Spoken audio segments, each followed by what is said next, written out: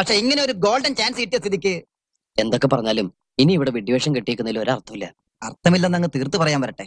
അതെ, അനന്തൻ ജയദേവനോട് പറഞ്ഞ കാര്യങ്ങളും ആതിര ഇപ്പോൾ പറഞ്ഞതും പരസ്പര വിരുദ്ധമാണ്. ഇതിൽ എന്തൊക്കെയോ ദുരൂഹതകളുണ്ട്. അതുകൊണ്ട് തന്നെ അനന്തൻ ആതിരയെ തിരക്കി വരാനുള്ള സാധ്യത ഇനിയും നമുക്ക് തള്ളിക്കളയാൻ പറ്റില്ല. എന്തായാലും പെട്ടെന്ന് ആശ്രമം വിട്ട് പോരുന്നത് അത്ര പന്തിയല്ല. ഒന്നുമില്ലെങ്കിലും ഇത്രയും നാൾ ഭോജനം കഴിച്ചതിന്റെ നന്ദിയെങ്കിലും കാണിക്കണ്ടേ? പിന്നെ എവിടെ ഒളിച്ചിരുന്ന് അനന്തനെ കണ്ടുപിടിക്കാൻ ശ്രമിക്കുന്നതിലും സേഫ് അല്ലേ ആശ്രമത്തിൽ തന്നെ താമസിച്ച് അന്വേഷണം തുടരുന്നത്? മാത്രമല്ല ആരോടും ഒന്നും പറയാതെ പെട്ടെന്ന് അങ്ങോട്ട് മുങ്ങിയ വൈദ്യർക്ക് വല്ല സംശയം തോന്നിയാലോ? പോലീസിലെങ്ങാനും വല്ല കംപ്ലൈന്റും കൊടുത്താ ചിലപ്പോ നമ്മളൊക്കെ കുടുങ്ങിന്ന് വരും. ഞാൻ പോയി നോക്കിട്ട് വരാം. പോലീസിന്റെ കാര്യം പറഞ്ഞോളൂ, അപ്പോഴേക്കും ജീപ്പ് കിടത്തിയോ? അയ്യോ പ്രേമദാസ, ആ കാലമാണന്മാർ ഇവിടെ എവിടെയെങ്കിലും ഒളിക്കണം. ഞാൻ പോയി നോക്കിട്ട് വരാം. എവിടെടാ ജയദേവൻ? ജയദേവനോ? അങ്ങനെ ഒരാൾ ഇവിടെ താമസമില്ലല്ലോ. ഉണ്ടോ ഇല്ല ഞങ്ങൾ അകത്തേക്ക് കയറാൻ പറ്റില്ല.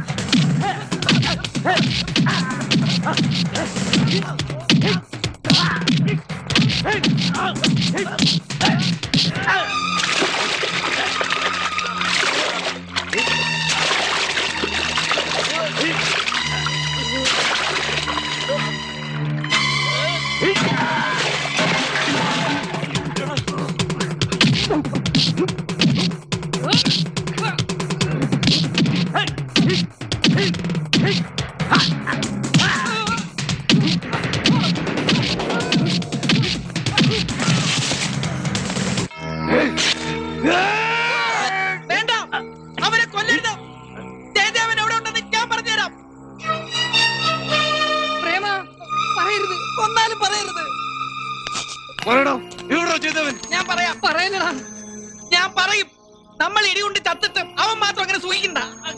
എങ്കിൽ പറയടാ പുല്ലേ. ജയദേവൻ അനന്തനെ അന്വേഷിച്ച് ബോംബെ പോയിരിക്കാം. ബോംബെയിൽ എവിടെ? പറയരുത്, ഇവന്മാരവനെ കൊല്ലും. കൊല്ലട്ടെ, അവന് വേണ്ടി മരിക്കാൻ എന്നെ കൊണ്ട് പറ്റില്ല. പറയടാ, ബോംബെയിൽ എവിടെ അവന്റെ താമസം? പറയണം. അൽഹംദുലില്ലാ street, door number 33, Andheri, Dolby Nagar, Mumbai. ബോംബെയിൽ എവിടെയുണ്ടെങ്കിലും ഞങ്ങൾ അവനെ തപ്പിയെടുത്തോളാം. അതല്ല, ഈ പറഞ്ഞത് കള്ളമാണെങ്കിൽ ഞങ്ങൾ ഇങ്ങോട്ട് തന്നെ തിരിച്ചു വരും. അവനെ കാണാൻ വേണ്ടി മാത്രമല്ല, നിന്നെ കൊല്ലാൻ കൂടി. നീ ആരുടെ അഡ്രസ്സാ പറഞ്ഞു? ആർക്കറിയാം? പിന്നെ ഇത്ര കൃത്യമായിട്ട് നീ എങ്ങനെ പറഞ്ഞേ? അപ്പോഴത്തെ അവസ്ഥയില് ബോംബെയിലെന്നല്ല 14 ലോകത്തെ ഏത് അഡ്രസ്സും ഞാൻ പറഞ്ഞു കൊടുത്തേനെ. അല്ല, നമ്മുടെ ജയദേവ സ്വാമി എവിടെ? ഞാനിവിടെ ഉണ്ട്. ഇവിടെ ഇവിടെ ആഹാ. എന്റെ അമ്മേ, എങ്ങനെയാ നിങ്ങളോട് നന്ദി പറയണ്ടെന്ന് എനിക്കറിയില്ല. നന്ദി പ്രകടനമൊക്കെ പിന്നെ ആവാം. ആദ്യം നീ താഴോട്ടിറങ്ങ. അല്ല, ഈ ഡോൾബിക്കകത്ത് നീ എങ്ങനെ കേറി? കേറിയതല്ല, കേറി പോയതാണ്. ബാക്കിന്ന് കുത്തു കൊടുക്ക. ബാക്കിന്ന് കുത്ത ഞാൻ എന്താ പുട്ടോ? ചപ്പാത്തിയൊക്കെ പിന്നെ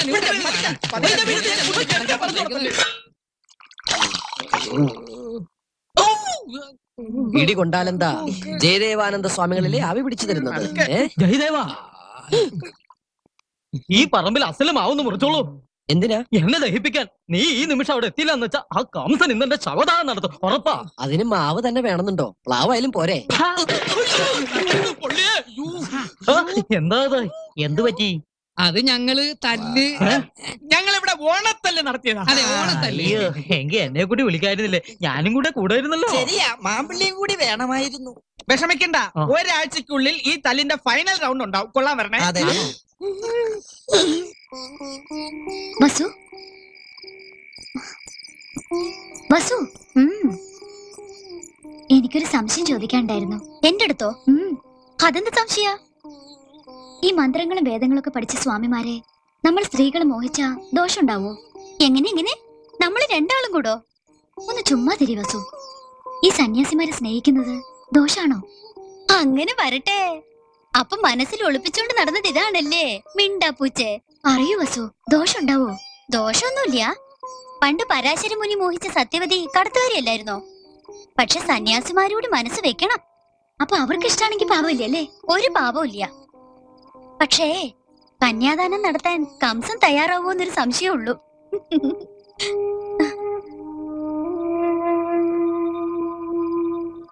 അത് കൊടുത്തിട്ട് ആ ഉരുളിയും പാത്രങ്ങളൊക്കെ കലവറിലേക്ക് വെച്ചോളൂ കേട്ടോ.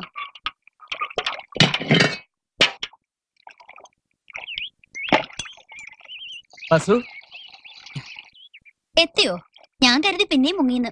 എവിടെ മുങ്ങിയാലും എന്റെ വസുമതി ഇവിടെ ഉള്ളിടത്തോളം കാലം ഞാൻ ഇവിടെ തന്നെ പൊങ്ങും. ഇതെന്താ നെറ്റിയിലും താടിയിലും ഒക്കെ? എല്ലാം പ്രേമ സാക്ഷാത്കാരത്തിന് വേണ്ടിയുള്ള ഓട്ടപ്പാച്ചിലിനിടയിൽ എനിക്ക് കിട്ടിക്കൊണ്ടിരിക്കുന്ന കീർത്തിമുദ്രകളാണ്. ആ, വല്ലയിടത്തും കക്കാൻ കയറിയപ്പോ ആരെങ്കിലും പിടിച്ച് പെടച്ചിട്ടുണ്ടാവും. വസു, ചങ്കിക്കൊള്ളണ വർത്തമാനം പറയരുത്. വസുവിന്റെ മനസ്സിലല്ലാതെ വേറെ ഒരിടത്തും ഞാൻ ഇതുവരെ കക്കാൻ കയറിയിട്ടില്ല, അറിയോ? എന്ത്? എന്റെ മനസ്സിൽ കയറിയെന്നാ? ഉം. അയ്യടാ, ആ പൂതി അങ്ങ് മനസ്സിൽ വെച്ചാ മതി. ഇങ്ങനെ എത്ര പേരോട് പറഞ്ഞിട്ടുണ്ട്? അപ്പൊ എന്നെ വിശ്വാസമല്ല അല്ലേ? കൂലിക്കാരനല്ലേ? പോയില്ലയോ? വേണ്ട, പാവത്തൊന്നും കാണിക്കണ്ട. അസുര ജന്മല്ലേ. ഉള്ളിലിരിപ്പ് എന്താന്ന് എനിക്കറിയാം.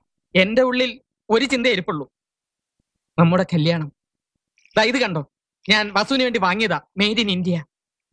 4 ആളെ വിളിച്ചുകൂട്ടി നിശ്ചയം നടത്താൻ ഒരു സ്വർണ്ണ മോതിരം വാങ്ങാനായിരുന്നു മോഹം.